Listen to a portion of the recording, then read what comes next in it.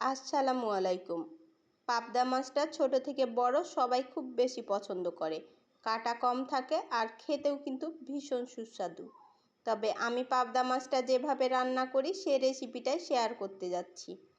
প্রথমে আমি প্যানে নিয়ে নিয়েছি পরিমাণ মতো সয়াবিন তেল। তেলটা গরম হয়ে আসলে এর মধ্যে দিয়ে দিচ্ছি কেটে ধুয়ে পরিষ্কার করে রাখা পাবদা মাছগুলো, যেগুলো আমি 10 মিনিট আগে লবণ হলুদ দিয়ে মাখিয়ে রেখেছিলাম।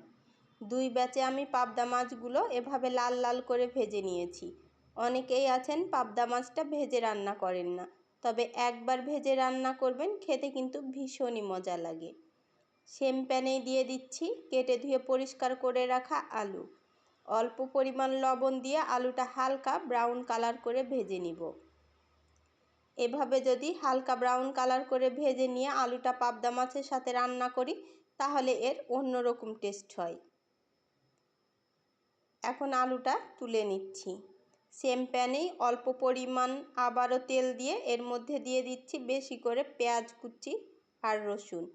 পেঁয়াজ আর রসুনটা হালকা কালার চেঞ্জ হয়ে আসা পর্যন্ত ভেজে নিব। যখন পেঁয়াজটা হালকা কালার চেঞ্জ হয়ে আসা পর্যন্ত ভেজে নেওয়া হয়ে গেছে, তখন এর মধ্যে দিয়ে দিচ্ছি পরিমাণ মতো মরিচ গুঁড়া, হলুদ গুঁড়া আর লবণ। লবণটা আপনারা আপনাদের টেস্ট অনুযায়ী কমিয়ে বা বাড়িয়ে নিতে পারেন। এর আগেও কিন্তু আমি 2 বার লবণ ইউজ করেছি, এজন্য লবণের পরিমাণটা একটু বুঝে শুনে দিতে হবে। অল্প পরিমাণ পানি দিয়ে মশলাটা ভালো মতো কষিয়ে নিব। মশলাটা যখন ভালো মতো কষানো হয়ে যাবে আর তেলটাও ছেড়ে দিবে, তখন এর মধ্যে দিয়ে দিচ্ছি ভেজে রাখা আলুগুলো দিয়ে আমি 7-8 মিনিট মতো কষিয়ে নিয়েছি। কষানো হয়ে গেলে এখন এর মধ্যে দিয়ে দিচ্ছি পরিমাণ মতো গরম পানি। এখন একটা ঢাকনা দিয়ে ঢেকে মিডিয়াম আঁচে রেখে আলুটা সিদ্ধ হয়ে আসা পর্যন্ত রান্না করে নিব। দেখতেই পাচ্ছেন এর মধ্যে কিন্তু আলুটা ভালো মতো সিদ্ধ হয়ে গেছে। এখন এর মধ্যে দিয়ে দিচ্ছি ভেজে রাখা পাবদা মাছগুলো। পাবদা মাছের সাথে কিন্তু একটা ছোট মোয়া মাছও ছিল। এখন এর মধ্যে দিয়ে দিচ্ছি টমেটো কুচি। টমেটো কুচিটা রান্না হয়ে আসা পর্যন্ত অপেক্ষা করব। দেখতেই পাচ্ছেন টমেটোগুলো সিদ্ধ হয়ে গেছে। নামানোর আগে দিয়ে দিলাম ধনিয়া পাতা কুচি। ধনিয়া পাতা কুচিটা দিয়ে 3 থেকে 4 মিনিট মতো রান্না করে নিব।